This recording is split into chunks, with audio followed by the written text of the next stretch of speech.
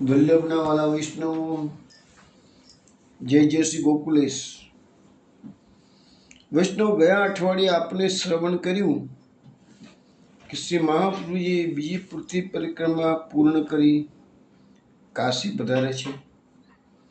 ત્યારબાદ લગ્ન પ્રસ્તાવ સંપન્ન થયો. તેના 6 માસ પછી મહાપ્રભુજી ત્રીજી પૃથ્વી પરિક્રમા માટે પ્રયાણ કરે છે. હવે આપણે પહેલા સૌંદર્ય પદ્મનું ગાન કરીશું. સૌંદર્યમ નિજ હૃદગતમ પ્રકટિતમ સ્ત્રીગૂઢ ભાવાત્મકમ રૂપમ ચ પુનસ્તદંતર્ગતમ પ્રાવિવિશદ સ્વપ્રિયે સંશ્લિષ્ટા ઉભયોર્બભૌરસમયઃ કૃષ્ણો હિ તત્સાક્ષિકં રૂપં તત્ત્રિતયાત્મકં પરમવિધેયં સદા વલ્લભમ ધ્યેયં સદા વલ્લભમ. વૈષ્ણવ, ગયા અઠવાડિયે છેલ્લા સત્સંગમાં આપણે રાણા વ્યાસ મહાપ્રભુજીના શરણે કાશીમાં આવે છે તે પ્રસંગો શ્રવણ કર્યા. એ વખતે મહાપ્રભુજીએ રાણા વ્યાસ માટે ચતુશ્લોકી ગ્રંથ તૈયાર કરીને સમજાવ્યો છે. અને આપણે પણ જોયું કે ધર્મ, અર્થ, કામ અને મોક્ષનું નિરૂપણ એ ગ્રંથમાં કરવામાં આવેલું છે, જે બધા માટે એપ્લિકેબલ છે. હવે આપણે આગળ યાત્રામાં વૃત્તાંત જોઈશું, પરંતુ તેની પહેલાં એક કીર્તન શ્રવણ કરીને શબ્દ છે વલ્લભ શ્રી વલ્લભ ગુણ ગાઓ. વલ્લભ શ્રી વલ્લભ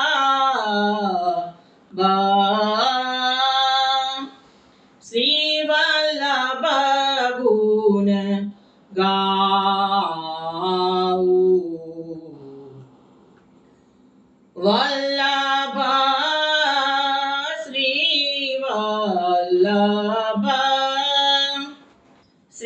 વલ્લભ ગુણ ગાઉ. નખ શિખ શોભા અનુપમ બરખત હરિરસ અનુપ દ્વિજ વરકુલ ભૂપ સુધા બલી જાઉ. શ્રી વલ્લભ ગુણ ગાઉ.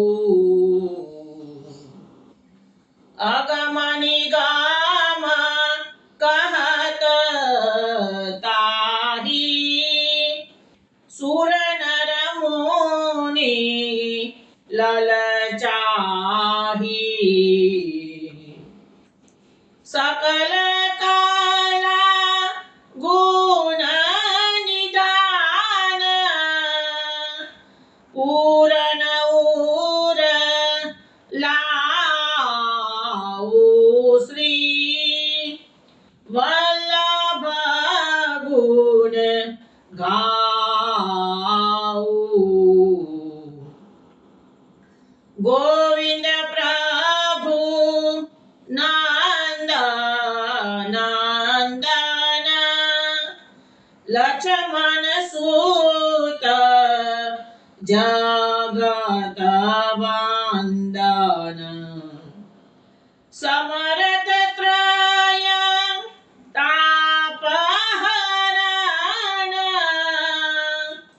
ચરણ રેણુ પાઉ. શ્રી વલ્લભ ગુણ ગાઉ. વલ્લભ શ્રી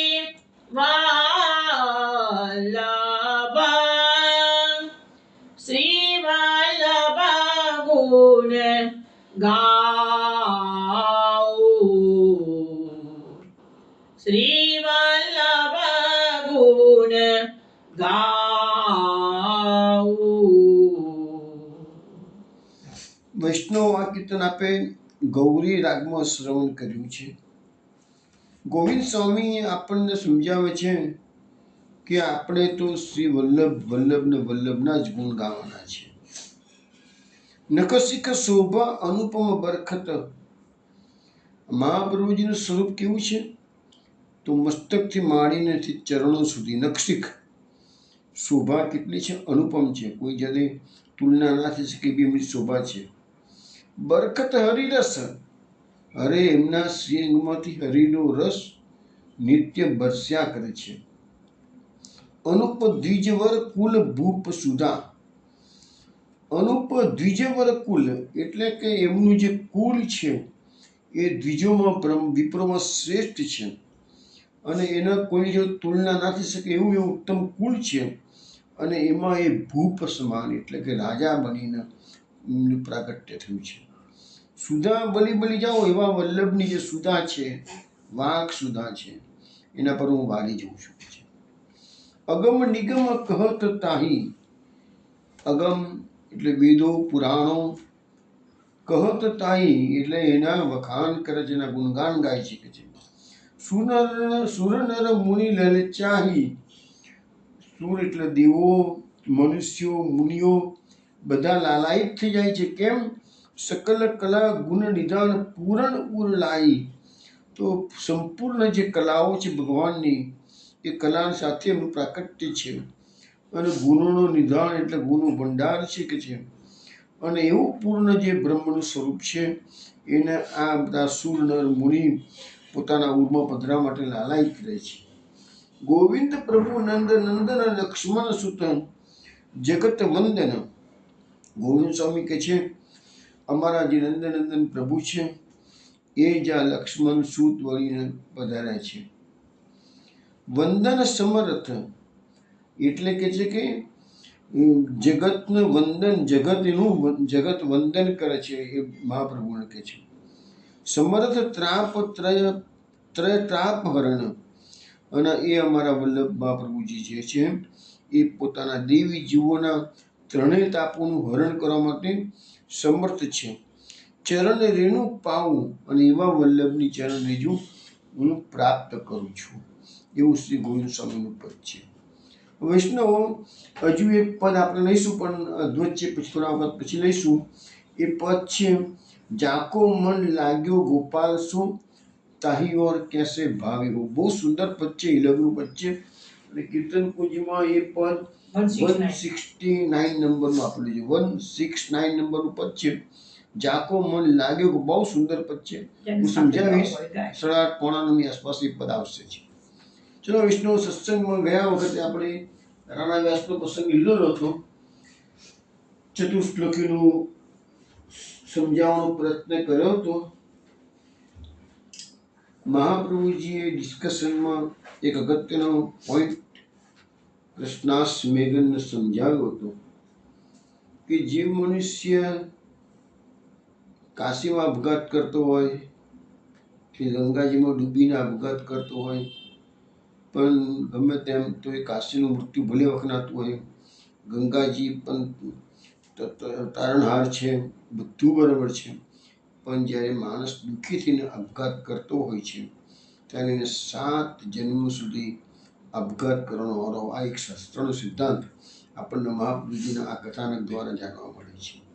જે આજકાલ લોકો સહેજવારમાં અપસેટ થઈ જાય છે અને ન કરવાના કામો કરી બેસતા હોય છે, એ બધાને આ વસ્તુ સમજાવવાની જરૂર છે કે ભાઈ ક્યારેય પણ આ માનવ જીવન અમૂલ્ય છે, એને વેડફી નાખવા માટે નથી. તો ઘોરો અપરાધ છે. એક અપરાધ દુઃખી તમે થયા છો એનો અર્થ એવું ક્યાંક ખોટા કર્મો કરેલા છે, પાપ કર્મો થયેલા છે.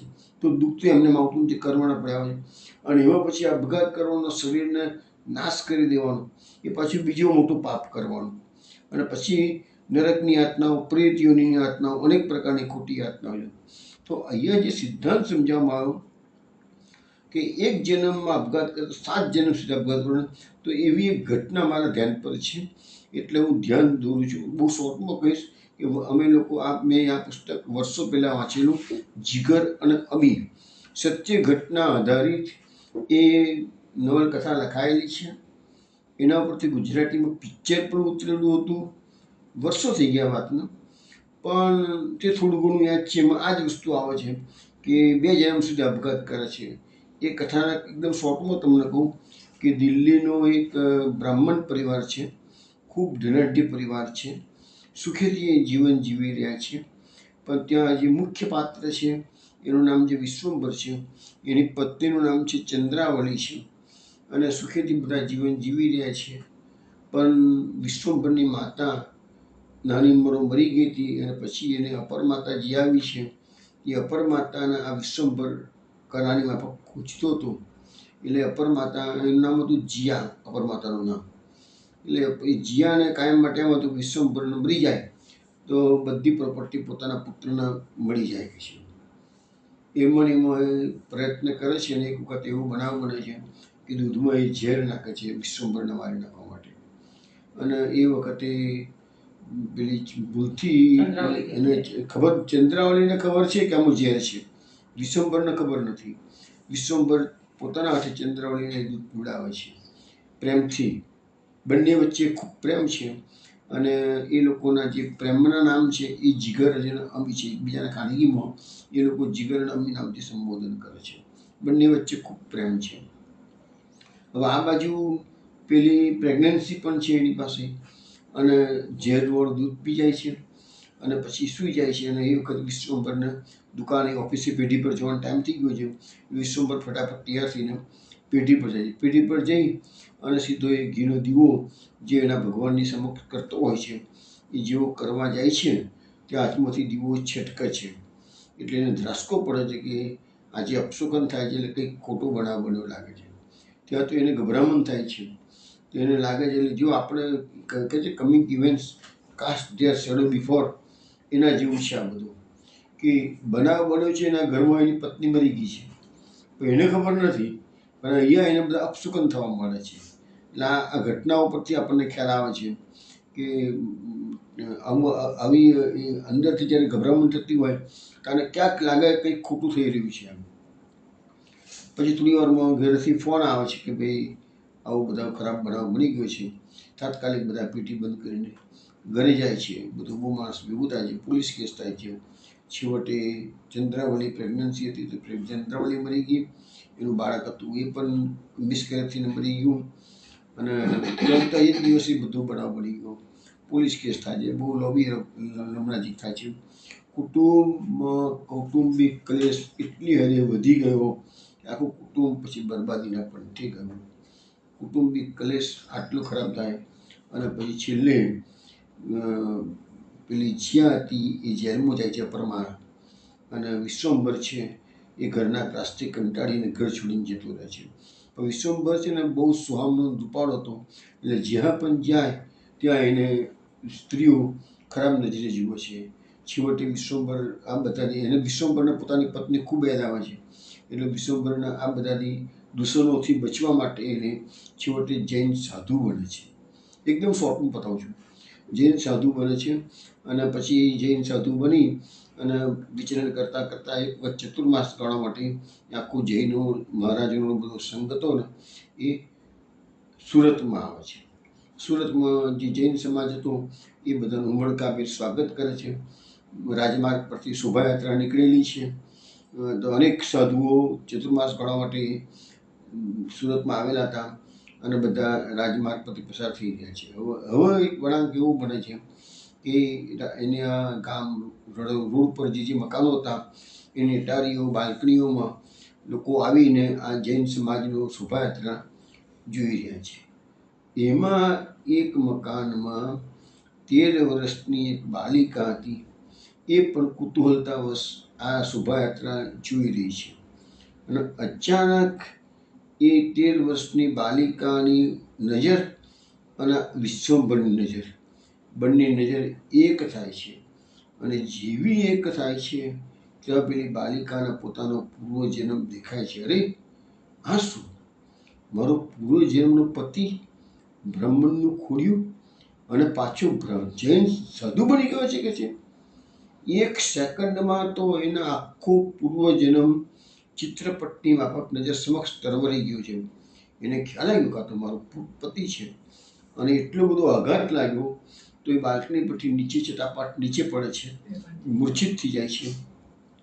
અને વિશ્વંભર આ જુએ છે કે કોઈ વિશ્વંભરને ખ્યાલ નથી આવતો શું થઈ રહ્યું છે. પેલી છોકરીને ખ્યાલ આવ્યું કાં તો મારો પૂર્વજન્મનો પતિ છે. વિશ્વંભર તો શોભાયાત્રામાં આગળના આગળ નીકળી જાય છે. પણ એના મનમાં ચટપટી લાગે છે કે છોકરીને શું થયું તો પડી ગઈ, શું થયું તો પડી ગઈ. એ ગયું એને કોઈ જૈન ભાઈને કીધું જ્યાં તપાસ કરી લાવ ને, એ છોકરી પડી ગઈ તો શું થયું. એને ખબર નથી પડતી મારું પૂર્વજન્મની પત્ની જ છે આ તો. પછી પેલા ભાઈ થોડી વારમાં તપાસ કરીને આવ્યા અને કીધું મહારાજ છોકરીને તો કશું થયું નથી, ઉપરથી છટાપટ પડી કરી ગયા છે, પણ થોડી વારમાં ભાણું આવી ગઈ, ઊભી થઈને પોતાના ઘરમાં જીતી રહી, ચિંતા ના કરશો કે છે. પછી કે હાશ થઈ. પછી પેલી છોકરી જે હતી બાલિકા, એને સાંજે શોધી કાઢ્યું કે ભાઈ આ લોકો કયા અપાસરામાં ઉતર્યા છે. જે અપાસરામાં ઉતર્યા હતા બધા જૈન સાધુઓ, ત્યાં આગળ એ જાય છે પોતાની એક નોકરાણી લઈને અને ચિઠ્ઠી તૈયાર કરે છે. ચિઠ્ઠીમાં લખે છે, પ્રિય જીગર, શું તમે તમારી અમ્મીને ભૂલી ગયા? હું તમારી ગયા જન્મની પત્ની ચંદ્રાવલી અમ્મી છું. પછી એને લખ્યું છે કે આ બ્રાહ્મણનું ખોડિયું લીધું તો જૈન સાધુ કેમ બની ગયા તમે? અને ઘરે બધા મજામાં છે ને? જીયા શું કરે છે? લીલા શું કરે છે? બધા એવો લંબો પત્ર લખ્યો. હવે પત્ર લઈને ત્યાં આગળ અપાસરા પર આવે છે ને કોઈ જોડે મેસેજ મોકલાવે છે. એટલે આ જૈન સાધુ ભણેલો વિશ્વંભર બહાર આવે છે, એને મળે છે અને કહે છે કે અત્યારે બધે બહુ વાતો નહીં થઈ શકે, પણ હું સવારે ટોયલેટ જઉં ને ગામની બહાર જંગલમાં, તો તું ત્યાં આવી જા, ત્યાં આપણે શાંતિથી વાત કરીશું. બીજે દિવસની સાઈન નક્કી કરે છે ક્યાં મળવું છે. બીજે દિવસ સવારે એ લોકો તો વળે એ રસ્તા પર મળે છે. અને પેલી છોકરી કહે છે કે હું મરાઠીમાં મારો જન્મ થયો છે, મુંબઈમાં બાલકેશ્વર બંગલામાં ધનાઢ્ય પરિવારમાં મારો જન્મ છે, સુધોમ સાહેબી બહુ છે, મોટી થઈ ચૂકે છે હું. અહીંયા સુરતમાં તો મારા માસીનું ઘર છે, એટલે થોડા દિવસ માટે હું આવી હતી કે છે. મારા વિવાહ થઈ ગયેલા છે, ટૂંક સમયમાં મારા લગ્નની તૈયારી ચાલે છે કે છે. પણ હવે હું તમને જ આ જન્મમાં જ પતિ તરીકે પ્રાપ્ત કરીશ, હું પેલા પુરુષ સાથે લગ્ન નહીં કરું કે છે. વિશ્વંભર કહે છે કે હું તો જૈન સાધુ બની ગયો છું, કે તારો જૈન વેશ કાઢી નાખે છે, મારા સાથે લગ્ન કરે. પેલા 70 વર્ષનો 73 વર્ષની ઉંમરની છોકરી, શક્ય જ નહોતું. છતાંય છોકરી જીદ લઈને બેઠીને કીધું કે હું મારું સરનામું આપું છું. હવે ચતુર્માસ ગાળવાનો તો અહીંયા પેલી છોકરીને મુંબઈ જતા રહેવાનો તો વાલકેશ્વરના બંગલામાં. એટલે છોકરી જતી રહી પાછી, તો 2-3 દાડામાં રહી નહીં હતી, એનો જે ટાઈમ નક્કી થયેલો તે પ્રમાણે. અને આ લોકોએ પછી સરનામાની અપ્લાય કરી અને કોઈ જૈન ભાઈ સાથે પત્ર વ્યવહાર ચાલુ રાખ્યો. એટલે પેલા પેલી કહે કરે છે ભાઈ તમે ક્યારે મુંબઈ આવશો, ક્યારે મુંબઈ આવશો. ચતુર્માસ પૂરો થયો એટલે પછી આ વિશ્વંભરે ત્યાં આગળ એ મુંબઈમાં જ એ વિહાર કરતાં કરતાં મુંબઈ પહોંચી ગયા. અને પછી એક દિવસ સવારે એને થયું પેલા હું ચંદ્રાવલીના ઘરે પેલી છોકરીના ઘરે જઈ આવું વાલકેશ્વરના બંગલામાં. તો સવારે એ ભિક્ષા માગવા માટે બહાર નીકળે છે અપાસરાની બહાર, અને વાલકેશ્વરના બંગલામાં જાય છે. જુએ છે તો અનેક માણસો બંગલાના કમ્પાઉન્ડમાં ભેગું થયેલું છે અને બધા સફેદ કપડામાં સજ્જ છે. એટલે એકદમ ધ્રાસકો પડ્યો કે આ શું કહે છે. એટલે જઈને પૂછ્યું કે ભાઈ કેમ શું થયું છે. તો કોઈકે કીધું કે ભાઈ આ ઘરની 70 વર્ષની ઉંમરની છોકરી હતી, આપઘાત કરીને મરી ગઈ છે. એટલે એ શું થયું હતું કે એના પિતાશ્રી એને લગ્નની ઉતાવળ કરતા હતા, એને ના પાડતી મારા લગ્નની ઉતાવળ ના કરશો, અમનું લગ્ન નથી કરવા કે છે. એટલું બધું પ્રેશર એના કર્યું, છેવટે ધતુરાનું ફૂલ ખાઈને છોકરી મરી ગઈ. એટલે અહીંયા સવાલ એ આવ્યો છે કે મહાપ્રભુજી જે સિદ્ધાંત આપણને સમજાવ્યું, 1 જન્મમાં આપઘાત કરે અને 7 જન્મ સુધી આપઘાત કર્યો, તો બીજા કોઈ કિસ્સા આપણા ધ્યાન પર નથી. પણ આ એક સત્ય ઘટના આધારિત નવલકથા વાંચી લીધી, એટલે એમાં આ વસ્તુ આવે છે કે 1 જન્મમાં એને આપઘાત કર્યો, એને ખબર છે કે આ જે રોડ દૂધ પીધું, તો બીજા જન્મમાં પણ એ ધતુરાનું ફૂલ ખાઈને મરી છે. એટલે આ વાત સાચી છે. એટલે શાસ્ત્રોની કહેવાનો મતલબ મારો શું છે કે શાસ્ત્રોની વાતો ખોટી નથી. બીજી એક અગત્યની વાત કરવાની કે આપઘાત કરનારા માણસો દુઃખી થયા હોય એટલે આપઘાત કરતા હોય. કારણ તો અનેક પ્રકારના હોય છે, મોટે ભાગે લવ એફેર્સના કારણે બધા હોય છે, બિઝનેસમાં ખોટ જતી હોય કે ગમે તે કારણ હોય. પણ એ લોકોને સમજણ નથી પડતી કે પછીના કષ્ટો તો અનેક પ્રકારના આવશે. અહીંયા જો તમે જીવનમાં કષ્ટ પડતું હોય, શારીરિક કષ્ટ હોય તો ડૉક્ટર પાસે જાઓ, નાનું મોટું કષ્ટ હોય તો ઘરના કુટુંબીજનો તમારી હેલ્પ કરે. પણ પહેલાંમાં તો તમે એકલા જ પડી ગયા છો. સાવ જો પરલોકમાં ગયા પછી જે કષ્ટો પડે છે, પ્રેતીઓની મળી હોય કે પશુ પક્ષીઓની મળેલી હોય કે ત્યાં જે લોકોને તકલીફો પડે છે. અને આપણી માનવ સૃષ્ટિ જેટલી છે એનાથી વિશાળ તો પરલોકની સૃષ્ટિ ઘણી ઘણી મોટી છે. આપણે આ રહસ્યનો તાગ મેળવવા માટે આપણું વિજ્ઞાન સક્ષમ નથી, શક્તિમાન નથી.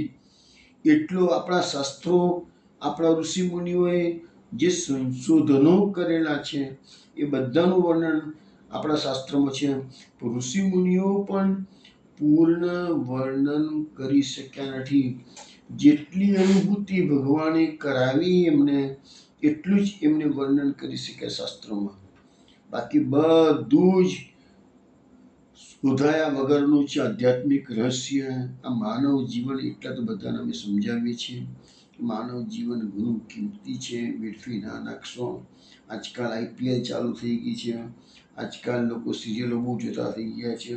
મહેરબાની કરીને વૈષ્ણવને વિનંતી કરવાની, આવો સમય ના બગાડો. આપણા શાસ્ત્રો કેટલા બધા છે, આપણી કથાઓ કેટલી બધી છે, તમે એમાં ઊંડા ડૂબેલા રહો. એક વસ્તુથી કંટાળો તો બીજી વસ્તુ પકડો. પણ કંટાળો શેનો આવે?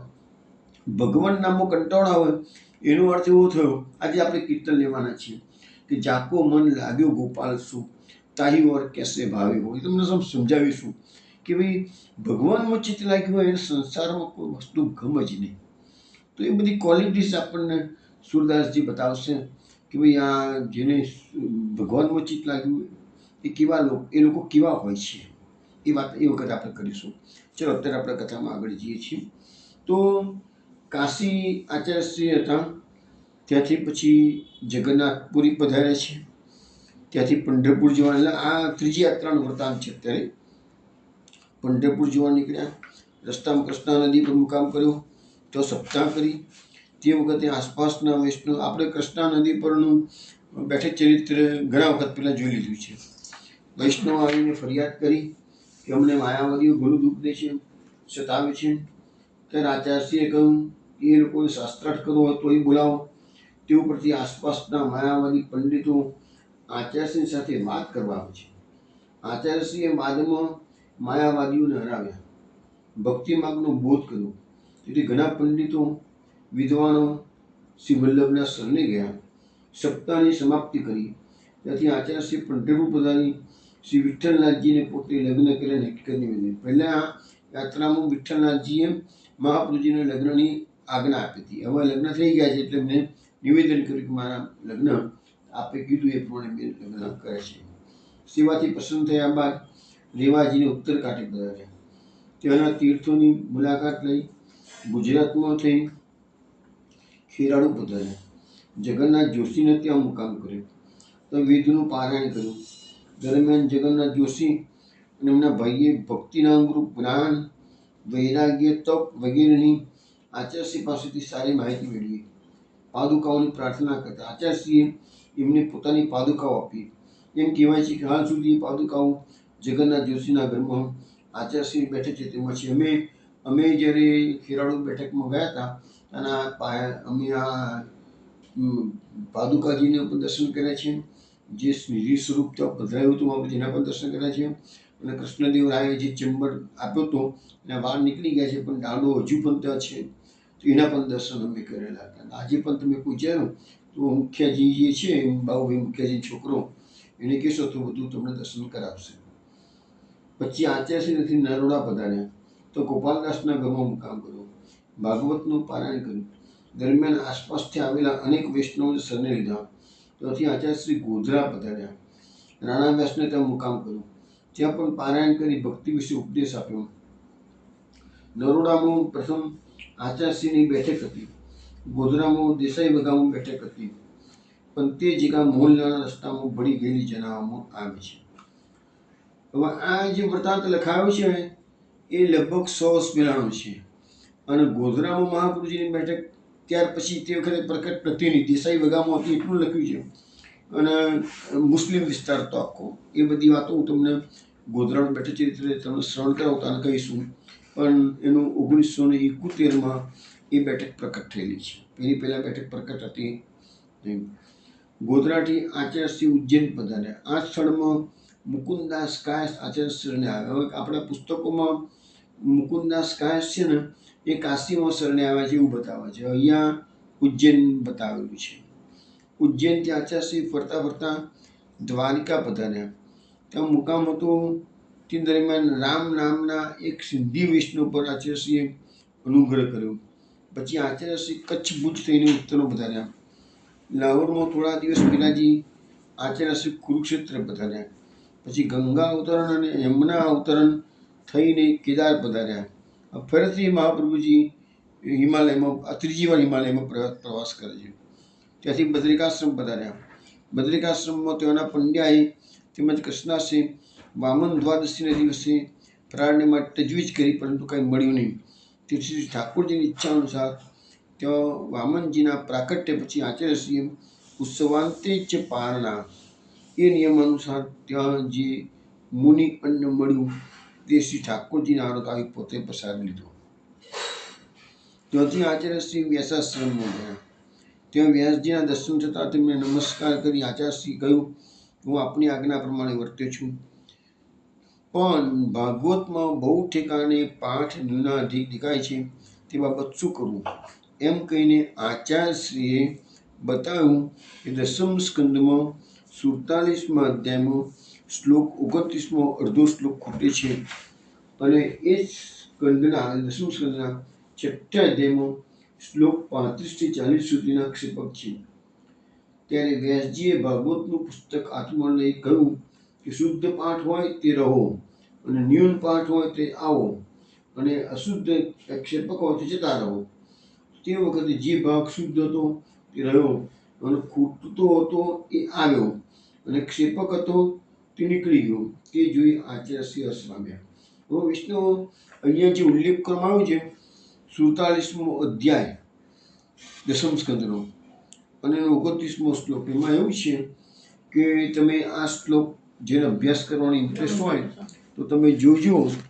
તો આ મહાપુરુષજી જે શ્લોકનો સુધારો કરાયો છે એ શ્લોક ગીતા પ્રેસના ભાગવતમાં એ અડધો શ્લોક મહાપુરુષજી ઉમેરાયો છે વ્યાસજીની સંમતિથી.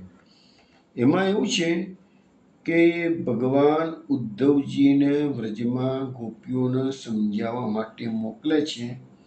તે વખતે એક પત્ર મોકલે છે ગોપીઓના, અને એ પત્રમાં ભગવાન ગોપીઓને સમજાવે છે કે તમે હવે બહુ વિયોગ ના રાખશો, વિરહ ના રાખશો અને તમે મારું ધ્યાન ધરો, હું તમારી પાસે જ છું કે છે. અને એમ કરીને જે પત્ર લખ્યો એમાં પહેલો જે શ્લોક છે એ અધૂરો હતો, મહાપ્રભુજી પૂર્ણ કર્યો છે. શું કે છે? ભવતી નામ વિયોગો મે નહીં સર્વાત્મના ક્વચિત. હવે આ હું બોલ્યો એ ગીતા પ્રેસમાં પણ છે અને શ્રીમદ આપણા મહાપ્રભુજીના ભાગવતમાં પણ છે. પછી બીજી લીટી છે એ મહાપ્રભુજી પાછળથી એડ કરી છે. આત્મત્વાદ ભક્ત વસ્યત્વાદ સત્યવાકત્વાદ સ્વભાવતઃ. તો આ જે લીટી બોલ્યા છે ને એ ગીતા પ્રેસ ભાગવતમાં નથી. એનો અર્થ એવો થયો, બંને લીટીઓ ભેગી કરીએ તો એનો અર્થ એવો થાય, ગોપીજનોને ભગવાન કહે છે હું સર્વનો આત્મા હોવાથી ભક્તોને વશ હોવાથી, સર્વનો આત્મા છું અને ભક્ત વસ્યત્વાત એટલે ભક્તોને વસ્ત હોવાથી, સત્ય વાક્તવાત એટલે સત્ય વાક્તા હોવાથી, સ્ત્રીઓ ઉપર કૃપા કરવાની એ મારો ધર્મ, મારો સ્વભાવ છે કે છે, તેવાથી તમારો કદી પણ ક્યાંય પણ મારાથી વિયોગ નથી કહે છે. એટલે ગોપીજનો વિરહમાં જે દુઃખ વ્યક્ત કરતા હતા ભગવાનને તો અંતર્યામી છે, જાણતા હતા. એટલે ગોપીજનોને આશ્વાસન આપવા માટે ઉદ્ધવજીને મોકલે છે અને એની પાછળના ઘણા પર્પસ ભગવાનના હતા. એ બધી વાતો આપણે જ્યારે બ્રહ્મણ ગીતનો પ્રસંગ લઈશું તે વખતે ડિટેલ્સમાં ચર્ચા કરીશું. અત્યારે તો જે વસ્તુ આવી છે એટલું જ કહું છું કે કે આ વાક્ય જે અડધો શ્લોક છે એ મહાપ્રભુજીએ વ્યાસજીની સંમતિથી ઉમેરાવ્યો છે. અને પૂતના કવચની અંદર લગભગ 35-40 એટલે 6 શ્લોકો એવા છે જે મહાપ્રભુજી કહે છે ક્ષેપક છે, એટલે કે પાછળથી મુકાયેલા છે, ઓરિજિનલ ભાગવતમાં નથી. ને એમાં વ્યાસજી વાતને પણ માન્ય કરી છે. પછી આચાર્યશ્રી ત્યાંથી હરિદ્વાર પધારે છે, તો ઘોટક યોગીનું ઘોટક વિધાનથી મર્દન કર્યું છે. પછી આચાર્યશ્રી પાછા કુરુક્ષેત્ર પધાર્યા, તો રામદાસ નામનું અતિ ગર્વિષ્ઠ પંડિત આચાર્યશ્રી પાસે વાત કરવા આવે છે, વાદમાં હરી જાય છે. પછી તે પંડિત આચાર્યશ્રીને શરણે આવે છે. પછી આચાર્યશ્રી વ્રજમાં પધારે છે, ગોવર્ધનાજીના દર્શન કર્યા, માઓનો પધાર્યા, અને ત્યાં પછી જે પૂરણમલ ક્ષત્રિય આવે છે મંદિર બનાવવાની છે, તો એ બધી વાતો દરેક વખતે થોડી આગળ વધતી જતી હોય છે. પછી મહાપ્રભુજી મહાવનમાં પધાર્યા, નારાયણદાસ બ્રહ્મચારીના ગોકુલચંદ્રમાજીનું લાલન પાલન કર્યું કે હવે મહાપ્રભુજી વનમાં પધાર્યા અને જે ગોકુલચંદ્રમાજીનો નારાયણદાસ બ્રહ્મચારીનો જે પ્રસંગ હતો, ગરમ ગરમ ખીર આળગાવી, એ પ્રસંગ આ ત્રીજી પરિક્રમાનો બનેલો છે. અને આપણે પહેલી પરિક્રમામાં બતાવી દીધું, કારણ કે અમુક પુસ્તકોમાં એવો ઉલ્લેખ હતો. અને આ પ્રાચીન પુસ્તક જે લલ્લુભાઈ પારેખવાળું છે એમાં ત્રીજી પરિક્રમા બતાવે છે. પછી આચાર્યશ્રી આગ્રામાં નવનીત પ્રિયાજીને પસંદ કરી. હવે આગ્રામાં તો મહાપ્રભુજીના શરણે ઘણા વૈષ્ણવ આવે છે, એ પછી આપણે જોઈશું. અત્યારે તો આપણે અડેલ આજે આપણે અડેલ પહોંચવું છે, એટલે અત્યારે આગ્રા સુધી આવ્યા છીએ. નવનીત પ્રિયાજીને પસંદ કરી કનોજ પધાર્યા, તો દામોદર દાસે સેવન કરેલા દ્વારકાનાથજી, અને પદ્મનાભી સેવન કરેલા મથુરાનાથજીની પ્રતિવળી સેવા કરી. પછી આચાર્યશ્રી અડેલ પધાર્યા. હવે આચાર્યશ્રી અડેલ પધાર્યા એના માટે શું બનાવ બને છે એ હું તમને સમજાવું. તો મહાપ્રભુજીની 3 પૃથ્વી પરિક્રમા પૂર્ણ થઈ, લગ્ન થઈ ગયેલા છે, હું ગ્રસ્થાશ્રમનો સ્વીકાર કર્યો છે, એટલે સ્થિર વાસ કરવાનો છે. તો મહાપ્રભુજી પ્રયાગથી અડેલ પધારે. તમને જે લોકો કહે છે એને ખબર છે કે પ્રયાગરાજથી અડેલ 10 જ કિલોમીટરનો રસ્તો છે, અને આમ જોવા જઈએ તો ત્રિવેણી સંગમથી તો ખાલી 4 જ કિલોમીટર છે. યમુનાજીના કિનારે અતિ રમણીય એકાંત સ્થાન હતું. મહાપ્રભુજીના સોમેશ્વર નામના એક ભક્ત ત્યાં એકાંતવાસ કરીને રહેતા હતા. શ્રી વલ્લભના દર્શન કરવા ત્યાં આવ્યા. તેમને હાથ જોડી વિનંતી કરી, મહારાજ, આપણા અલૌકિક પ્રાકટ્યના અને 3 પૃથ્વી પરિક્રમાના સર્વ સમાચાર મેં સાંભળ્યા છે. આપે ભગવદ આજ્ઞાથી પુષ્ટિ માર્ગ નામનો વિશિષ્ટ નિર્ગુણ ભક્તિ માર્ગે સ્થાપન કર્યું છે. આપે વિષ્ણુ સ્વામી સંપ્રદાયનું આચાર્ય પદ સ્વીકાર્યું છે. આપે અન્ય મતોનું ખંડન કરી શુદ્ધાદ્વૈત બ્રહ્મવાદનું સ્થાપન કર્યું છે. 3 પૃથ્વી પરિક્રમા પૂર્ણ કરી આપે તીર્થક્ષેત્રોનો ઉદ્ધાર કર્યો છે. લુપ્ત થયેલા તીર્થક્ષેત્રો પ્રકટ કર્યા છે. તીર્થક્ષેત્રમાં રહેલા અધર્મને દૂર કરી તીર્થક્ષેત્રોની પવિત્રતાનું પુનઃ સ્થાપન કર્યું છે. અનેક જીવોને શરણે લઈ તેમનો ઉદ્ધાર કર્યો છે. હવે આપ સહકુટુંબ પૂર્ણ ગ્રસ્થાશ્રમ અંગીકાર કરી અડેલના આ એકાંત રમણીય સ્થાનમાં યમુના તટે નિવાસ કરો. કારણ કે પૃથ્વી પર 3 સ્થાન વૈકુંઠ ભૂમિના ગણાય છે, તેમાં વૈકુંઠ ભૂમિ રહેલી છે. તેમના એક સ્થાન એટલે કે ચંપારણ, જ્યાં આપનું પ્રાકટ્ય થયું હતું. બીજું સ્થાન એ આ અડેલ, અને ત્રીજું સ્થાન છે એ આપણા અલૌકિક પુત્ર રત્નનું પ્રાકટ્ય થશે તે ચરણાટ ભૂમિ. એટલે આ 3 પૃથ્વી પરના વૈકુંઠ કહેવાય: ચંપારણ, ચરણાટ અને અડેલ. માટે આ 3 સ્થાનોમાં 3 પ્રકારના તુલસીજી પ્રકટ થયા છે અને રહ્યા છે. ચંપારણમાં વનોદ્ભવ તુલસીજી, અડેલમાં કૃષ્ણ તુલસીજી અને ચરણાથમાં શ્વેત તુલસીજી પ્રકટ થયા છે. આ ઉપરાંત આ રમણીય વનમાં માલતી, રતા, આંબળાના વૃક્ષોનું વિશેષ પ્રમાણ છે. માટે આપ લાંબો સમય અહીં બિરાજી આ વૈકુંઠ ભૂમિને સ્નાટ કરો. આપ શ્રી સોમેશ્વરજીની વાત સહજ સ્વીકારી અને 4 વર્ષની આ ત્રીજી પૃથ્વી પરિક્રમા સમાપ્ત કરી આપ ફરીથી કાશી પધાર્યા, અને પછી અડેલવાસની તૈયારી હવે ચાલે છે. હવે વૈષ્ણવ, પહેલાં આપણે કીર્તન શ્રવણ કરી લઈએ, જાકો મન લાગ્યું ગોપાલ સો, એ કીર્તન કુંજમાં 169 નંબર છે. જાકો મન લાગ્યો ગોપાલ સો, તાહી ઓર कैसे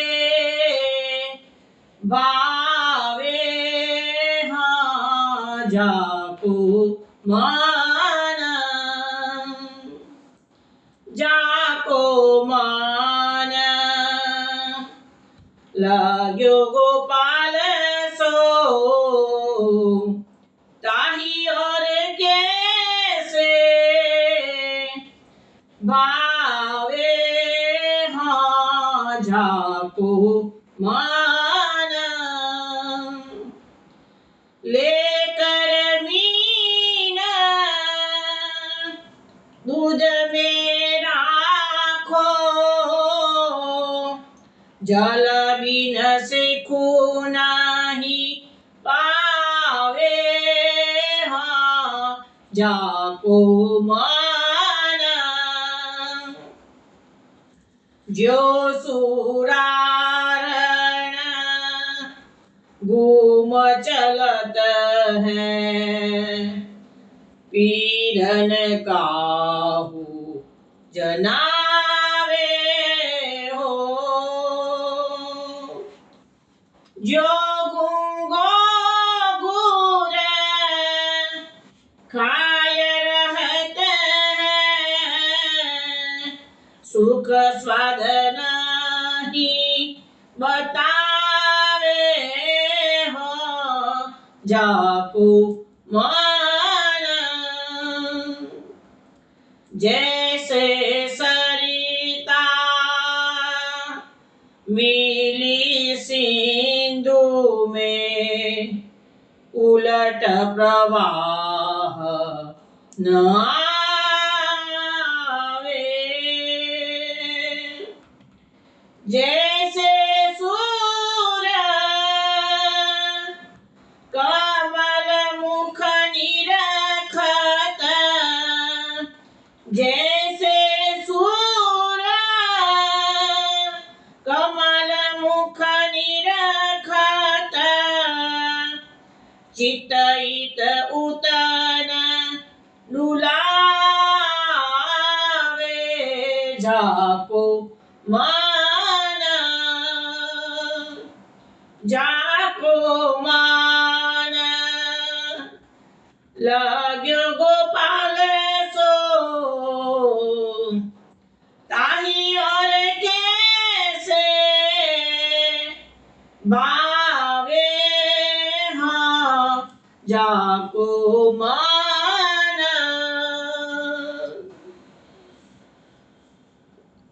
વૈષ્ણવો આ કીર્તન આશાવરીમાં શ્રવણ કર્યું. આ કીર્તનનો ભાવ સમજાવતા સુરદાસજી આપણને કહે છે कि जाको मन लाग्यो गोपाल सो, ताही और कैसे भावे हो. જેનું મન ભગવાનમાં એક વાર જોડાઈ ગયું છે, પછી એને દુનિયાની કોઈ વસ્તુ ગમતી નથી. એટલા માટે તો કીધું છે ને કે નંદ કિશોર અમારો ઠાકુર ઓર જગત સબ ફિક્કો. જગત ફિક્કું લાગશે. આ એક મોટા મોટું ટેસ્ટ જો તમારે ભક્તિ માર્ગમાં તમે ખરેખર આવ્યા છો કે નથી આવ્યા એનો ટેસ્ટ કરતો એક સીધો સિમ્પલ લિસ્ટ, આ લિટમસ ટેસ્ટ જેવા જેવું છે કે છે. એનાથી તમને ખબર પડી જાય કે તમને સંસાર ગમતો હોય ને ભગવાનની ભક્તિ ટાઈમપાસ માટે કરતા હોય અને સંસારની વાતોમાં હોશે હોશે ભાગ લેતા હોય તો માની લેવાનું કે આપણી ભક્તિમાં ઘણી ઘણી કચાશ છે. અને જ્યાં સંસારની વાત આવે તમને કે ક્યાં જવાનું છું લગ્નમાં, ક્યાં જવાનું છું કોઈ જગ્યાએ, આ યાર તો સમય બગાડશે બધું. અને બીજું શું છે કે તમે સામાજિક પ્રસંગમાં ભેગા થાવ છો ને તો અલગ મલકની વાતો કરીને મગજ દોડાઈ જતું હોય છે તમને. અને એક વાત કોઈકે કીધી હોય સમાજની, પછી એ વાત મગજમાંથી નીકળતા ઘણો સમય નીકળી જતો હોય. એટલે એટલા માટે મહાપ્રભુજીનો સિદ્ધાંત આપણને સમજાવવામાં આવે છે. મહાપ્રભુજીના સિદ્ધાંતો બધા ઉત્તમ છે. મહાપ્રભુજીનો એક પણ સિદ્ધાંત બીજા સિદ્ધાંતથી વિરોધમાં આવતો નથી. કે આજે એક વાત કરી છે અને 15 દાડા કે 25 દાડા મહિના પછી બીજી વાત મહાપ્રભુજી કરે છે, એવું ક્યારેય ના મળ્યું હોય. એમની ક્લેરિટી પરફેક્ટ ક્લેરિટી છે. સંગમ સર્વાત્મના ત્યાજ્યનો સિદ્ધાંત આપણને આપી દીધો. એક જ કારણ છે કે દુસંગનો ત્યાગ કરો. સંગમ એટલે આમ તો એનો અર્થ એવો થાય કે કોઈ પણ પ્રકારનો સંગ કરવો નહીં, અને કરવો તો ભગવદીઓનો સંગ કરવો. ભગવદીઓની પાસે તમને ભક્તિ સિવાયની કે કૃષ્ણની સિવાયની બીજી વાત ના હોય, માટે ભગવદીઓનો સંગ કરવાનો. ઇતર વ્યક્તિ સાથે તમે બેસવા ગયા છો એટલે બીજો એક સિદ્ધાંત પણ છે કે તમે અન્ય વિચારધારા ધરાવનારી વ્યક્તિ પાસે બેઠા છો ને, કદાચ વાતચીત ન બી કરો તો પણ એના મનના વિચારોના જે આંદોલનો છે ને એ તમારા મનના વિચારોના આંદોલનને ટકરાશે. અને સામાન્ય રીતે સંસારની રચના જ ભગવાન એવી કરી છે કે દૂષિત વસ્તુઓ તત્વો છે ને એ જોર કરી જાય છે. એટલે પેલાના ખરાબ વિચારો હોય, તમારા સારા વિચારો હોય, તો તમારા સારા વિચારો દૂષિત વિચારોથી પ્રભાવિત થઈને તમારા મગજમાં ખોટા ખોટા વિચારો આવવાની શક્યતા વધી જાય છે. એટલે કીધું છે કે જાકો મન લાગ્યો ગોપાલ સો તાઈ ઓર કેસે ભાવ્યું. અને બીજું ગમે કેવી રીતે પછી કહે છે, લેકર મીન દૂધ મેં રાખો જલ બિન સખું નહીં પાવે હો. હવે કહે છે કે તમે દૂધમાં કોઈ માછલી છે, મીન એટલે માછલી, માછલીને તો જળ વિના જીવી ના શકે. એનું તો જે કંઈ જીવન છે જળ છે, એનું જીવન છે. અને તમે જુઓ છો કે જ્યારે આ ઉનાળો આવ્યો છે, જે નાના નાના ખાબોચિયા માછલીઓ થઈ હોય એ ખાબોચિયાનું પાણી સુકાવવા મળે તો માછલી મરી જવાની છે, એ ટકવાની રીતિ નથી કે છે.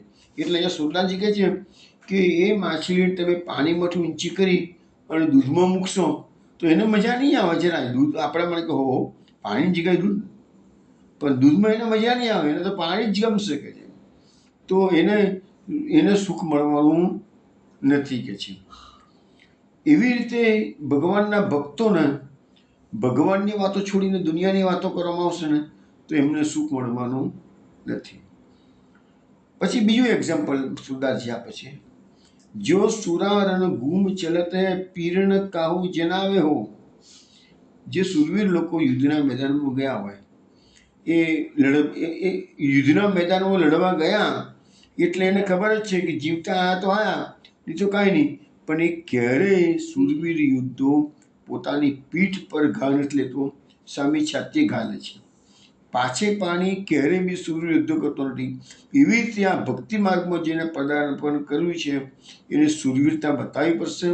જગતના લોકો ગમે તેટલી નિંદા ટીકા ટિપ્પણ કરે અથવા તો કષ્ટો પણ આવીને ઉભા રહ્યા હોય તો પણ ભક્તિ માર્ગમાંથી પીછેહટ કરવાની નહીં. જો ખરેખર સુરવીર હશે તો જ. એટલા માટે તો કહે છે કે હરિનો માર્ગ છે સુરાણો, નહીં કાયરનું કામ જૂની.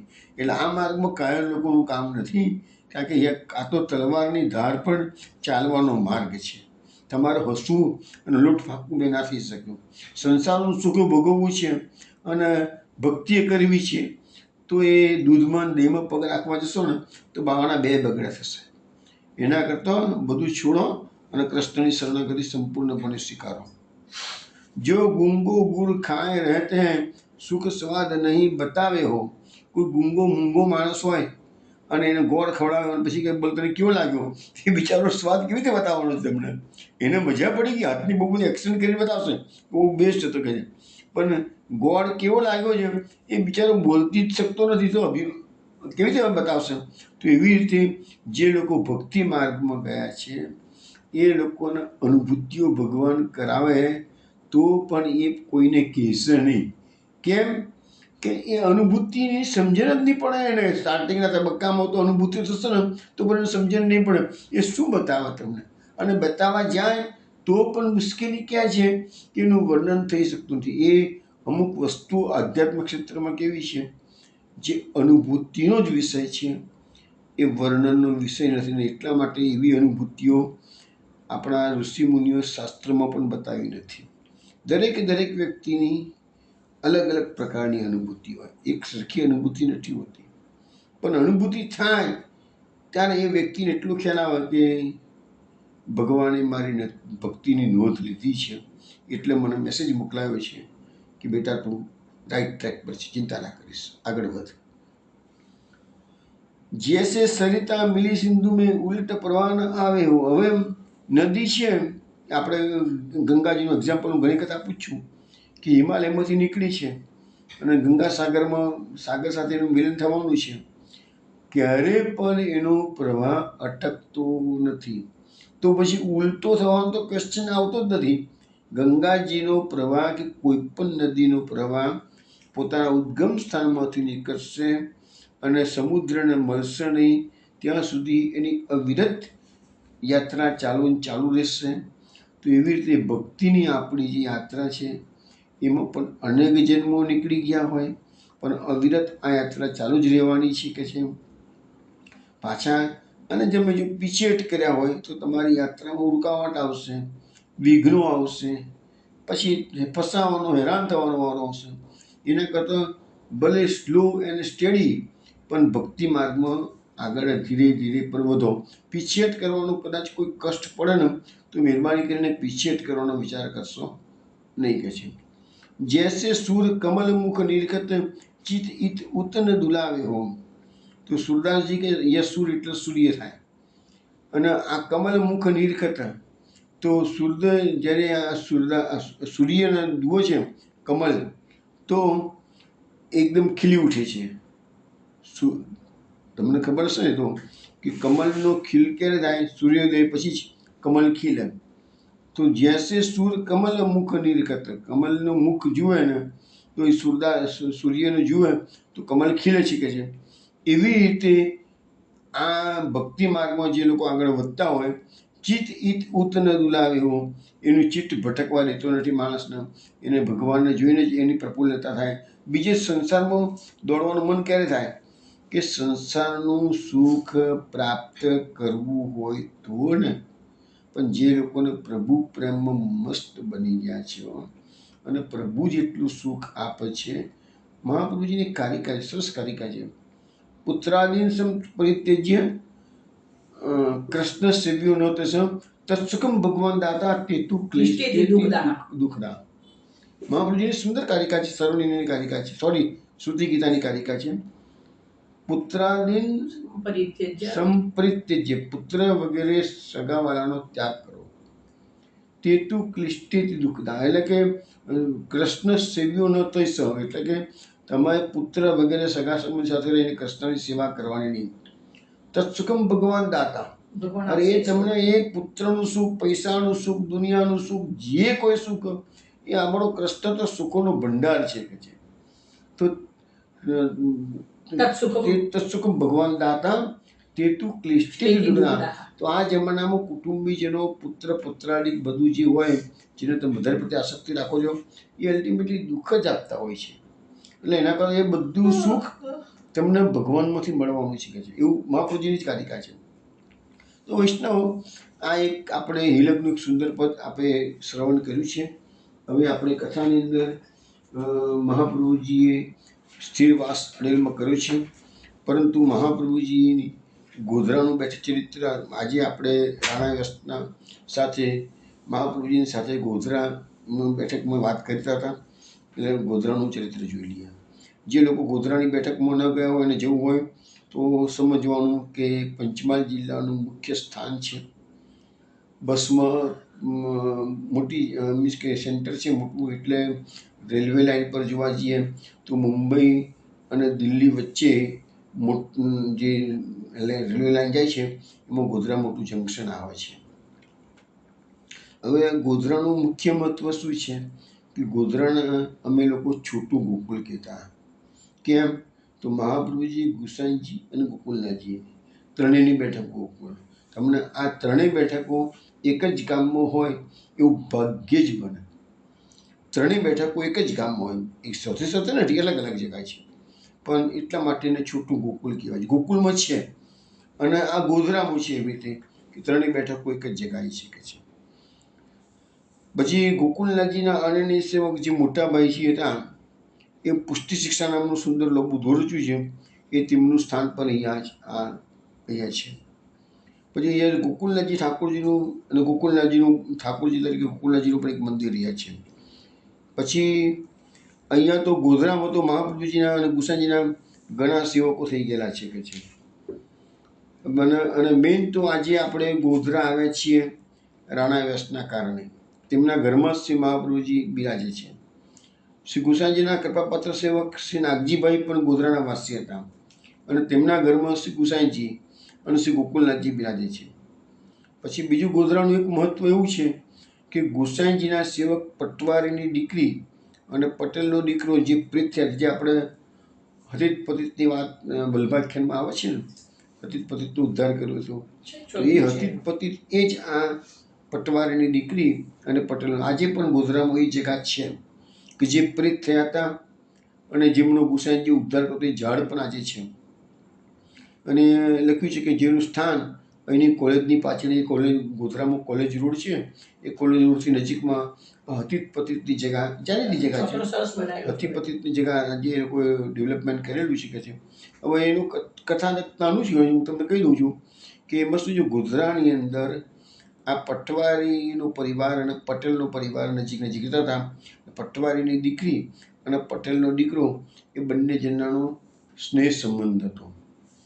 હવે કાસ્ટ તો અલગ હતી ને, એ જમાનામાં તો રિલિજિયસ લોકો બધા બહુ હતા. એટલે પછી સમય જતાં પટવારીની દીકરીના બીજા ગામમાં લગ્ન નક્કી થઈ ગયા અને લગ્ન થયા અને જાન ગતિ કરી. પટેલનો દીકરો એ જાનને વળાવવા માટે આવે છે, એને પોતાની જે પ્રિયતમા જેવી જે સ્નેહ સંબંધ હતો એ જાય છે, એનાથી સહન થતો નથી. ગામના ભાગોળે આ જે ઝાડ છે અત્યારે, એ ઝાડની ઉપર ચડી અને ઠેસ સુધી એ જાન જઈ રહી છે ત્યાં સુધી નજર કર્યા કરે છે. અને છેવટે એટલો બધો વિરહ અનુભવે છે કે એની યાદમાં એ દેહ ત્યાગ કરે છે અને પ્રીતિઓની પ્રાપ્ત કરે છે. ગામના લોકો એની યાદમાં તો ચૌતરો બનાવે છે. ત્યાર પછી પેલી પટવારીની છોકરી છે, થોડા વખત પછી પિયરમાં જ્યારે આવે છે, આ રસ્તે થઈને આવે છે અને કોઈને પૂછે છે, હું ગઈ ત્યાં તો ચોતરો હતો નહીં, આ ચોતરો આજે શેનો છે? એટલે કોઈએ કીધું ભાઈ એનો પટેલનો છોકરો છે, તારે બહુ સ્નેહ સંબંધ રાખતો હતો ને, કહે છે, તો એ તારા વિરહમાં અહીંયા મરી ગયો હતો. તો એ છોકરીને પણ એટલું બધું દુઃખ થયું, ઓહો આટલો બધો મને સ્નેહ કરતો હતો કે છે. એટલે એને પણ ત્યાં આઘાત લાગ્યો અને મરી ગયા. અને પછી એ બી પ્રેત બને છે. બંને ઝાડ નીચે રહે છે, એ ઝાડ પર રહે છે. પછી જ્યારે ગુસાઈજી મહારાજ અહીંથી પસાર થતા હતા અને અહીંયા તંબુ પડ્યા હતા, તે વખતે જે ચોકીદારો હતા, તો આ પ્રેતને થયું કે લા ભાઈ આ મહાપુરુષ પધારે છે, થોડીક સેવા એમની કરી લઈએ, તમારો પ્રેત એનામાંથી ઉદ્ધાર થઈ જાય. એટલે ચોકીદારોને કહ્યું કે ભાઈ તમે રાત્રે સૂઈ જાઓ, અમે આ ચોકી કરીએ છીએ અને અંદર કોઈને નહીં પ્રવેશવા દઈએ. ચોકીદારે કીધું પણ તમે છો કોણ? એ તો કોણ કહે છે તમે સેવા કરવા આવ્યા છો? કારણ કે પેલા બંને પ્રેતે કીધું ભાઈ અમે તો પ્રેત છીએ, હતીત પતિત છીએ અને આવું બનાવ બન્યો છે, તો ગુસાઈજીને તમે ખબર કરો. ગુસાઈજીને અંદર ખબર કરવામાં આવી છે તંબુની અંદર. ગુસાઈજી બહાર આવે છે, કૃપા દ્રષ્ટિથી બંનેનો ઉદ્ધાર કર્યો છે. તો એ જગા બી આજે ગોધરામાં તમે જાઓ તો હતીત પતિતની જગા આજે પણ છે. પછી મહાપ્રભુજીએ અહીંયા રાણા વ્યાસના ઘરમાં પધાર્યા, એ બધી વાતો આપણે થઈ ગઈ. રાણા વ્યાસનો પ્રસંગ અત્યારે બેઠા ચરિત્રમાં આવે છે, હું લેતો નથી કારણ કે ઓલરેડી આપણે ગયા અઠવાડિયે આખો શ્રવણ કર્યો છે પ્રસંગ. એટલે રાણા વ્યાસની વિનંતીથી શ્રી મહાપ્રભુજી ગોધરા પધાર્યા, રાણા વ્યાસના ઘરમાં બિરાજી તેમની સેવા અંગીકાર કરી છે. અહીં આપશ્રીએ શ્રીમદ ભાગવત સપ્તાહ પારાયણ કર્યું. રાણા વ્યાસની વિનંતીથી આપશ્રીએ વેણુગીતના શ્રી સુબોધિની, એટલે ગોધરામાં મહાપ્રભુજીએ વેણુગીતના શ્રી સુબોધિનીનું રસપાન કરાવ્યું. 3 દિવસ અને 3 રાત્રિ પસાર થઈ ગઈ, સૌ રસમય બની ગયા, કોઈને તેનું ભાન રહ્યું નહીં. આવું રસાનુભવ કરાવી શ્રી મહાપ્રભુજી ત્યાંથી આગળ પધારે છે. હવે મહાપ્રભુજી ત્યાં પધાર્યા હતા 500 વર્ષ પહેલાંની વાત છે. ગોધરામાં મુસ્લિમોની ઘણી વસ્તી હતી અને કહેવાય છે કે આ મહાપ્રભુજીની જગા હતી ઓરિજિનલી, જેમનો 1971માં જ એ બેઠક પ્રકટ થઈ છે. પહેલાં બેઠક પ્રકટ હતી નહીં. હું થોડી વાત કરી દઉં તમને એનું. તો જ્યારે આપણો દેશ આઝાદ થયો 1947ની અંદર, તે વખતે તમને બધાને ખબર હશે હિન્દુ મુસ્લિમોના ખૂબ જ મોટા પાયા પર હુલ્લડો થયા હતા. હવે જે એ વખતની જે સરકારો હતી એ લોકોએ પાકિસ્તાનની અંદર ટોટલી મુસ્લિમ દેશ થયો અને ભારતને એ લોકોએ હિન્દુ રાષ્ટ્ર તરીકે જાહેર ના કર્યું, એટલે મુસ્લિમોને રહેવા દીધા હતા. મહાપ્રભુજીની જે બેઠક હતી ને એ આખો મુસ્લિમ વિસ્તાર હતો. અને બેઠક તો એકચ્યુઅલી તો સમય જતાં એ આખો મુસ્લિમ વિસ્તાર હતો, એટલે કોઈ મુસ્લિમના ઘરમાં જ બેઠક હતી એમ આપણે કહી શકીએ તો ખોટું નથી. પછી સવાલ બન્યો શું થયું કે જ્યારે હિન્દુસ્તાનના ભાગલા પડ્યા, ભારતને પાકિસ્તાનનું જુદું પડ્યું, તે વખતે એટલા મોટા પાયા પર ગુજરાતમાં તોફાનો ફાટી નીકળેલા કે એ વખતે આ ગાંધીજીના કારણે આ બધું કરવું પડ્યું હતું. પરંતુ ગુજરાતમાં એ વખતે ગુજરાત હતું નહીં, એ વખતે મુંબઈ રાજ્ય હતું. મુંબઈના મુખ્યપ્રધાન હતા મોરારજી દેસાઈ. ભારતમાં ઉપલા લેવલે ગૃહપ્રધાન હતા સરદાર પટેલ, અને ગોધરામાં પંચમહાલના કલેક્ટર હતા મિસ્ટર ચીપુણકર. આ ત્રણ જણા પ્યોર હિન્દુવાદી હતા. એટલે આગ ઓલવવા માટે પાણીના બંબાની જગ્યાએ પેટ્રોલની ટાંકી મોકલી હતી એવું મેં સાંભળ્યું હતું, અને આખો ગોધરાનો મુસ્લિમ વિસ્તારને સાફ કરી નાખ્યો. પછી કોંગ્રેસ સરકાર હતી ને એટલે સપોર્ટ કરી રહ્યું, તો એમાં મહાપુજીની બેઠક સાફ થઈ ગઈ હતી. મહાપુજીની બેઠક હતી જ નહીં, પ્રગટ જ નથી કોઈ મુસ્લિમના ઘરમાંથી. પછી સમય જતાં જે મુસ્લિમનું એ ઘર હતું એમાં એક નાનકડી છોકરીને મહાપુજીના દર્શન થતા હતા, અને ઘરમાં આગ આગ આગ આગ દેખાવા મળી. એટલે એને કહેવા મળ્યું ઘરમાં કશુંક આગ દેખાય છે અને કોઈ સફેદ કપડામાં ફરી રહ્યું હોય છે, એ મને દર્શન થાય છે. જો મુસ્લિમની જ કન્યાના જેનું ઘર હતું ત્યાં એને. તો પછી એ વખતે આપણા રાજકારણી મોટા ગુજરાતના પંચમહાલ જિલ્લાના માણેકલાલ ગાંધી અમારા કાલોલના વતની, ગુજરાતની બાજુમાં કાલોલના વતની. અને એ માણેકલાલ ગાંધીને જે સુરતવાળા વ્રજલાલ દાદાજી ખરા ને, ઇન્દિરાબેટીજી મથુરાજી બાવાના પણ દાદા થાય, એમને માણેકલાલ ગાંધીને કીધું ભાઈ આ અમારી ગોધરાની બેઠક છે, એને તમે થોડો રસ્તો કરી આપો ને કે જે અમારા મહાપુરુષજીની બેઠક છે તો કે છે. એટલે એમને થોડા પ્રયત્નો કર્યા, અને છેવટે મુસ્લિમ વિસ્તારમાંથી એ મકાન, પેલી છોકરીને બી ખ્યાલ આવી જ ગયેલો એ લોકોને કે આ હિન્દુઓનું કોઈ જગ્યા લાગે છે કે છે. એટલે એ જગ્યા ત્યાંથી પછી લેવામાં આવી, અને પછી રસ્તો તો ઓન ધી કોન્ટ્રારી તો જે અત્યારે રસ્તો જગ્યાઓ છે ને એ રસ્તાની વચ્ચે જ આ મકાન હતું. તો પણ ત્યાં આગળ બેઠક એ જ જગ્યા પર જ બેઠકનું નિર્માણ કરવામાં આવેલું. અને મહાપુરુષજી આ તોફાની વિસ્તાર ખરો એટલે મહાપુરુષજીની બેઠક પછી ભોય તળીએ નથી બિરાજ્યા, પણ ફર્સ્ટ ફ્લોર પર મહાપુરુષજીની બેઠક પ્રકટ કરી. કારણ કે ગમે ત્યારે કંઈ લોચા પ્રોબ્લેમ થાય બધા કોમી તોફાનોના કારણે, એટલે થયું. પણ હવે નથી થતા, વચમાં બહુ તોફાનો થતા હતા. નરેન્દ્ર મોદી આવ્યા પછી 20 વર્ષથી બધું બંધ થઈ ગયેલું છે. પછી બધી વૈષ્ણવોને ઉતરવાની વ્યવસ્થા પણ કરવામાં આવી છે. હા, 1971માં આ બેઠક પ્રકટ કરવામાં આવી છે. એ વખતે હું SSCમાં હતો, અને SSCની એક્ઝામ પૂરી થઈ, અને પછી જે મહાપુરુષજીનો ઉત્સવ આવ્યો ને એ ગોધરામાં ખૂબ જ ધામધૂમથી ઉજવાયો હતો. ગામથી વૈષ્ણવ હતા. અમારું લુણાવાડા અડધો અડધ લુણાવાડા ગયું હતું એ ઉત્સવમાં ભાગ લેવા માટે.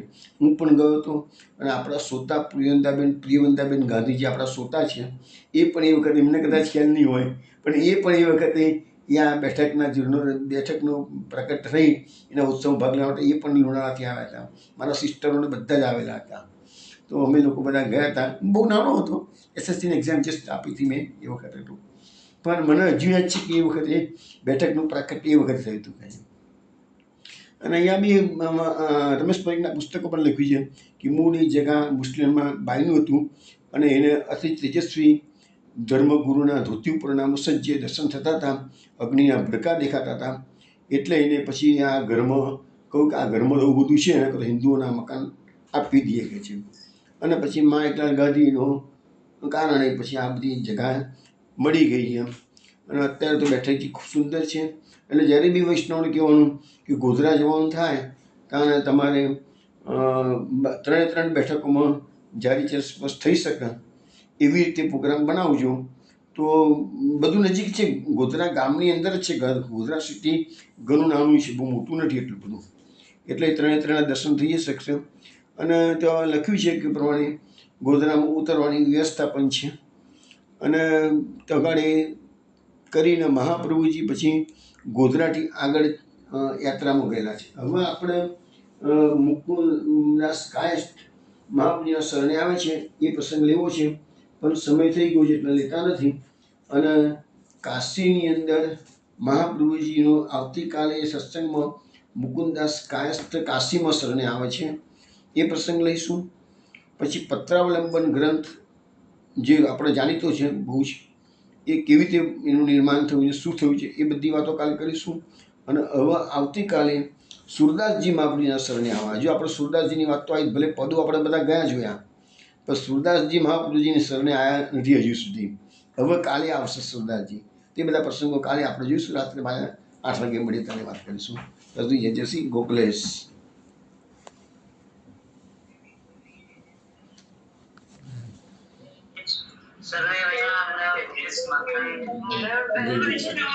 જય શ્રી ગોખલેશ, જય શ્રી ગોખલેશ, જય શ્રી ગોખલેશ,